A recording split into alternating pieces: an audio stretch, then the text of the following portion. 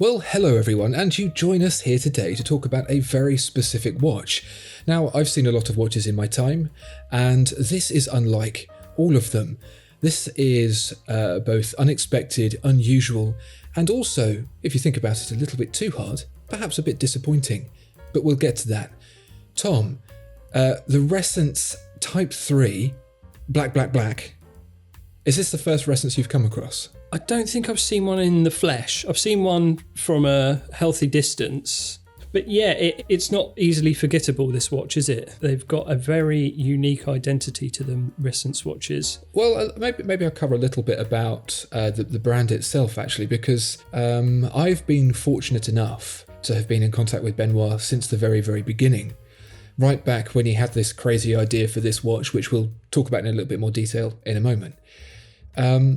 But he has always struck me as someone who, when it comes to watchmaking, is different. When you meet watchmakers, they're all of a very similar ilk. They have a similar mentality to pursue a level of quality and finesse within the traditional world of watchmaking. But Benoit's approach to it was very, very different. I would seat him more in the point of view of engineer than I would watchmaker. And a bit like we were talking about that JLC quadriptych, the 4-dialed reverso. His approach to watchmaking is beyond the traditional. It's a completely new way of thinking, and it's quite remarkable. But I've seen this watch evolve. It's one concept, this Type 3, and there's been a Type 5 version with different iterations, and a Type 0 version that's really stripped back to its very basics. And it of course started with a Type 1. And I remember seeing the original prototypes and talking to Benoit about the problems that he'd had trying to make it and the difficulties he'd had to overcome. But one thing that really sticks in my mind about him was just how enthusiastic he was, but also how undaunted he was by the sheer scale of what he was doing. Because on the outset here, I said that this watch is disappointing, and I might as well just jump into the reason why this watch is disappointing for many, many people. This is a $40,000 watch, powered by an ETA 2824.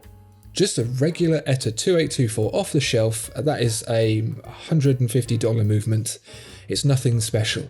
And so that, on paper, makes this thing very, very disappointing.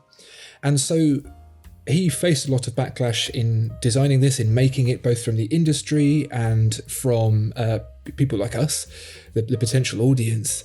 But now we've had a chance to understand what he's doing and see it in action and see it become refined.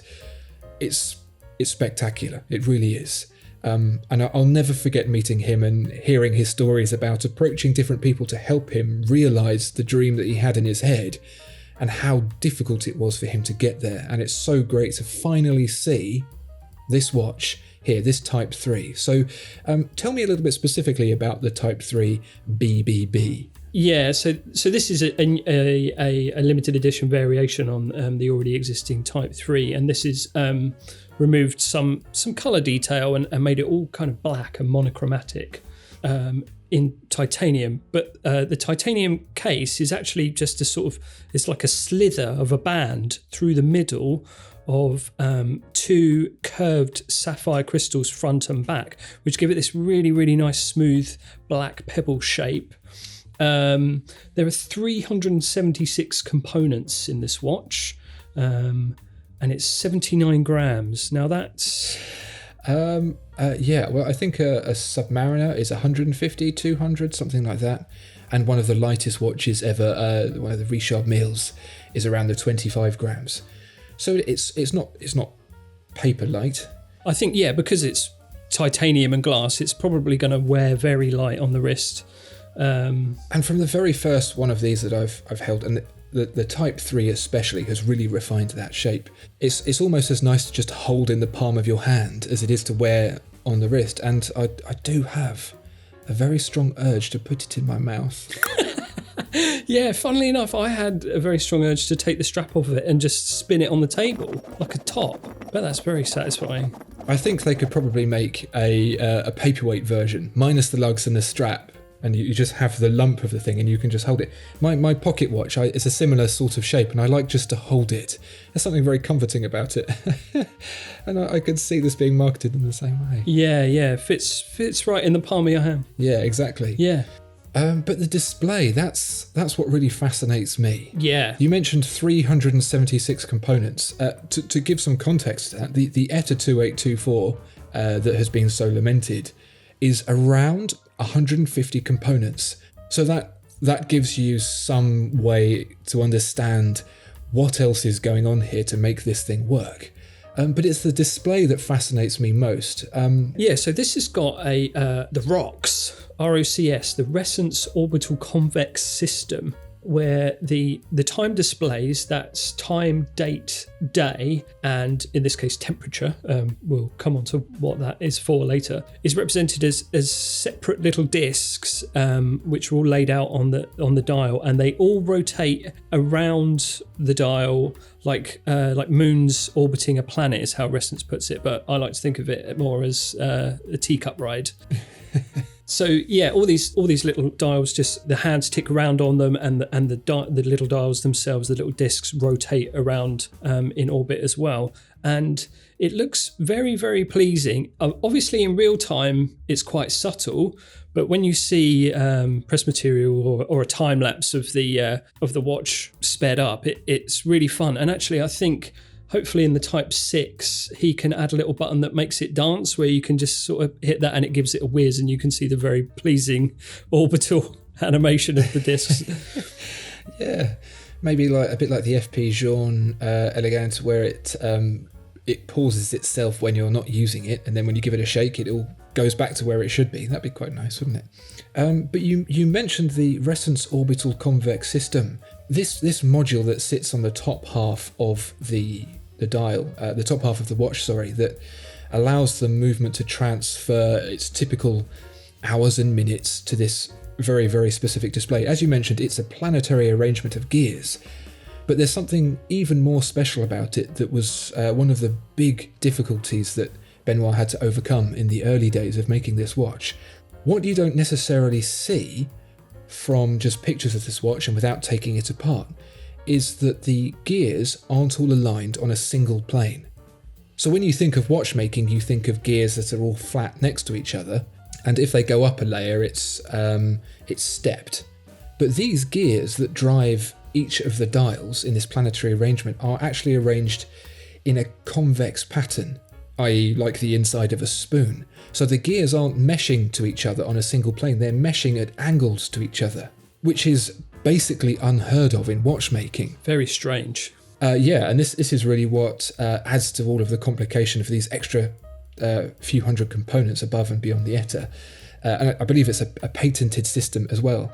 And I remember a little tidbit that Benoit shared with me, and I don't know if this is still the case, but being someone who was very, very interested in design, he actually had all of the wheels in that Ressence Orbital Convex System all modelled after a different type of BBS car wheel design that he really, really liked. So each one looked like a different car wheel, all buried underneath the system. You'd never see it, and it was just for him, just a little design touch that he injected into it. Blimey. And how does he get the curvation in each wheel as well? Is it just a case of popping them all on the rad for a couple of hours and then giving them a squeeze? He puts them all in his back pocket and sits down. Yeah. No, the wheels themselves are flat, and it's the way they interact with each other and the mounting system that has the anglage to it. So it's very, very complicated. Very, very complicated. That's very clever, yeah. The other thing of note is, so I mentioned earlier, it has this very, very pleasing, smooth, pebble-like shape to the crystal. It wraps all the way round, and actually the date indicators are on the edge, almost on the side of the case, as it were. But you get no refraction or distortion. It's all very legible when you would sort of look through the glass. If you think of a quorum bubble, you would get huge distortion if you looked at it at any other angle besides face on. But it's not the case with this. Obviously, it's not as bulbous as the quorum bubble. Why would it be? Why would anything be? I mean, come on. But yeah, it's so clear. It almost looks like a screen, especially with the white on black. It looks like an LCD or an OLED type screen. The numerals and the markers and the hands and everything are so crisp behind this glass. But there's a trick to how that is accomplished. Hot oil, baby. Yeah. I believe Benoit was lathering himself in baby lotion one day when the thought struck him that he could take his Ressence watch and fill that front cavity with oil. He was oiling himself up and some sloshed on the watch, the prototype, and he, that's how these things always happen, isn't it? That's right. That was his eureka moment. That was the apple falling on his head. The oil falling on his watch.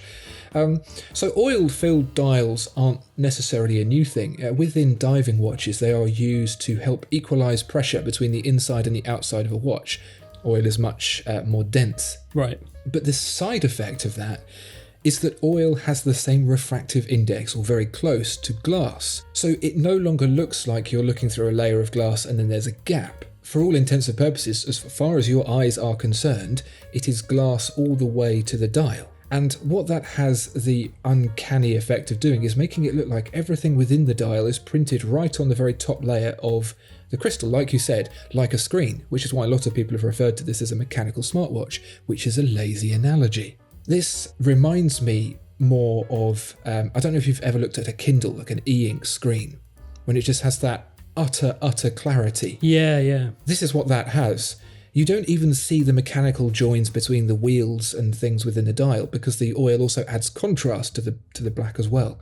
So it has this very high quality, very crisp and very immediate look to it, which is exaggerated even by the curve of the crystal as well. It just seems like there is no dial. It's fantastic. I'm sure the oil is injected into the watch in a very precise manner, and the amount in which they insert into it is very, very precise. But I wonder, are there any bubbles? If you were to give it a shake, could you give it a bit of a slosh around to see any bubbles? Well, it's funny you should mention that, because that is a very real problem. Really?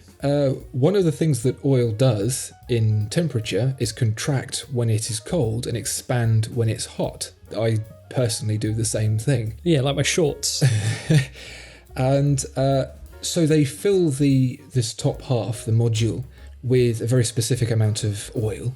And when it heats up, or when it cools down, if it's too full, it would leak. But if it wasn't full enough, you would see an air bubble, and that air bubble would inevitably want to float to the top. And some of the oil-filled watches that have been made in the past do have an oil bubble in them. That's just part of the thing. This is one of the other engineering problems, like the Orbital convex system that Benoit has had to deal with.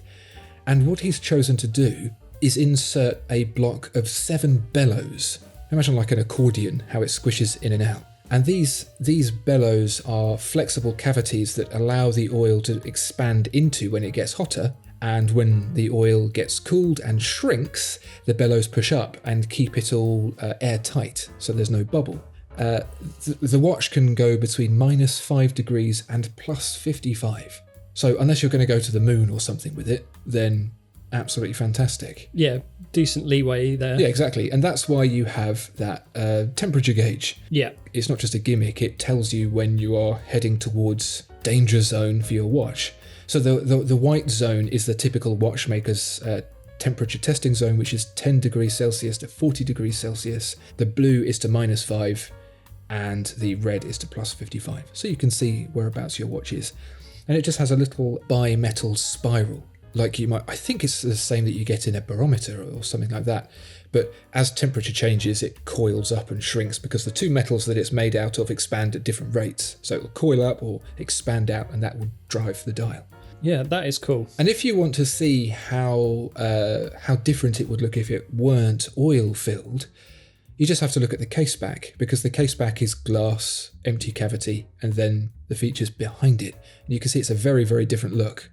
But you might be wondering, Tom, yeah, if the front is filled with oil, doesn't that make the movement all icky?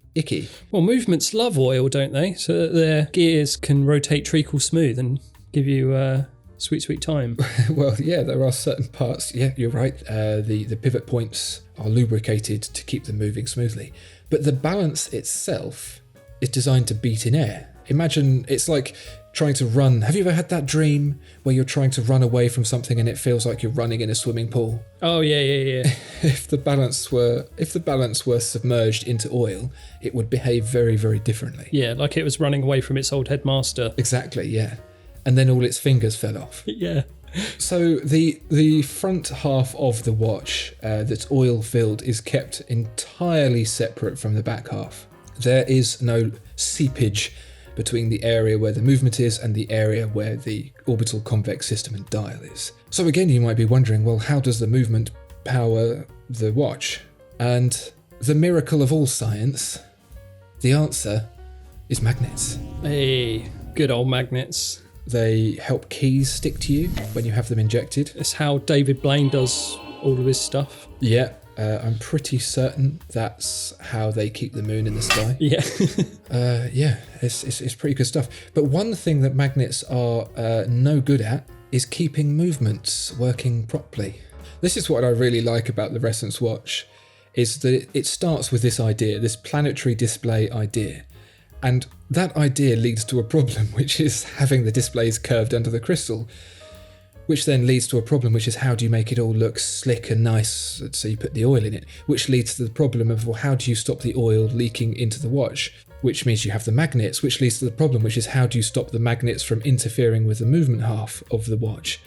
And so there are a sequence of very small magnets, which are only driven, actually, all that's used from the ETA are the minutes. That's it. And everything else is translated back into day, date, etc.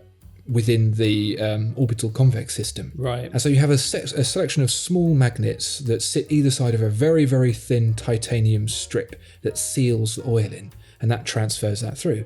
But to stop the magnetism of those little magnets escaping, running away, and then binding the hairspring and causing the watch to run quickly, there are then magnetic conductors that sit around the magnets, carefully placed to act as a Faraday cage to stop the magnetic field leaking out. Goodness me. It is problem after problem after problem, all very carefully and elegantly solved over several iterations of experimentation.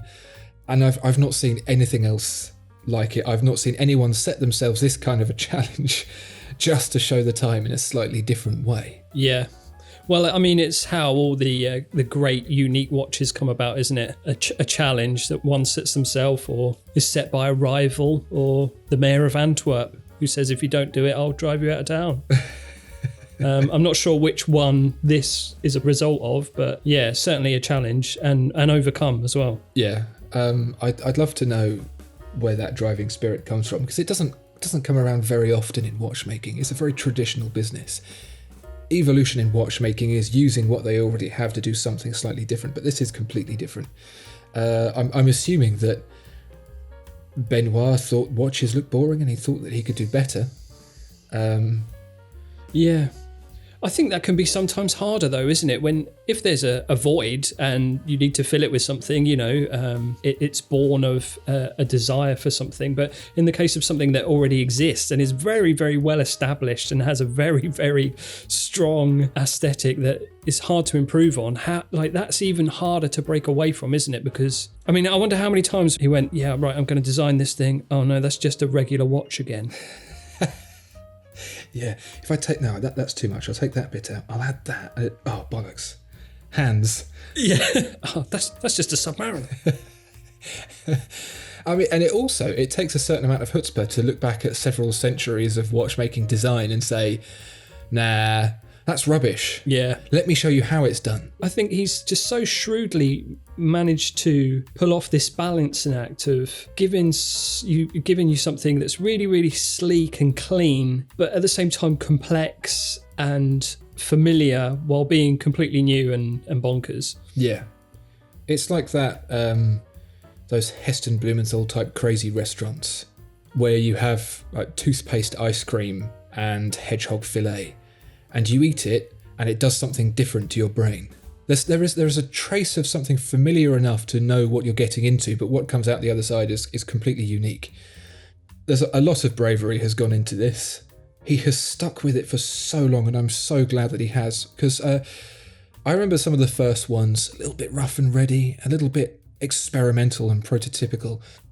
Whereas this it's so slick. It's almost Apple levels of slickness in a mechanical watch. And there's something we haven't spoken about yet, actually. You may have noticed there is no crown. Part of that aesthetic is not having that horrible wart of a crown sprouting from the outside. Symmetrical, baby. Exactly, yeah. And Benoit has moved it to the back. So you turn the back to wind it.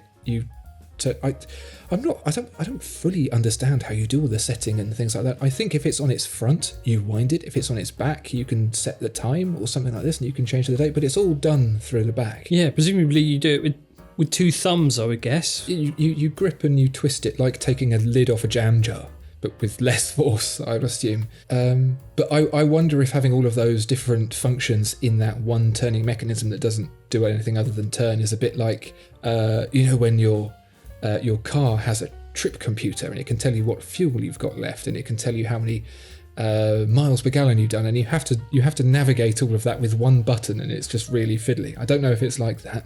I'd be interested to try one. The very first ones that I tried had a knack to them to set. I think given the rest of the watch's improvements here, I expect that's also vastly improved as well. But I'd love to get one in again and get in really close and show people just how this looks. Yeah, because it's not only a marvel of engineering, it also looks really cool. In addition to the sort of crispness of the display, there's really nice, not so much in this BBB because it's all black, but in some of the other models you've got flashes of orange and white dialed ones, and there's like nice detail on the strap and the clasp and the buckle and things like that. You get the impression with this watch that every detail has been considered and refined. Just to the nth degree, to the point of madness. $40,000, that's a lot of money, but you're buying something very, very conceptual. Yeah, it's a race car, isn't it? Would you have one? Yeah, definitely. I think it's too cool for me, though, personally. It's so sleek. It's definitely a head turner. I'm not sure if I could withstand the attention. It's certainly a different experience that once you've tried and experienced and you go back to a traditional watch, something has changed. Something inside you has changed. You've had an experience that's moved things on a little bit, and going back feels slightly disappointing. So it's quite funny then, really, for a watch that many years ago, when it first came out, when people learnt that it had an ETA inside and were disappointed that this high-priced watch was seemingly so basically powered, has actually gone the other way and makes other watches themselves disappointing by comparison. But if you are out there and you are a collector of watches, you're one of those people who likes to go to all the corners of the globe to find the weirdest, most wonderful and wackiest pieces, this absolutely has to be in your collection. You can't not have it. It would be like the Ninja Turtles without Donatello. Or Blue without Duncan. But what do you, dear viewers and listeners, what do you think about this watch?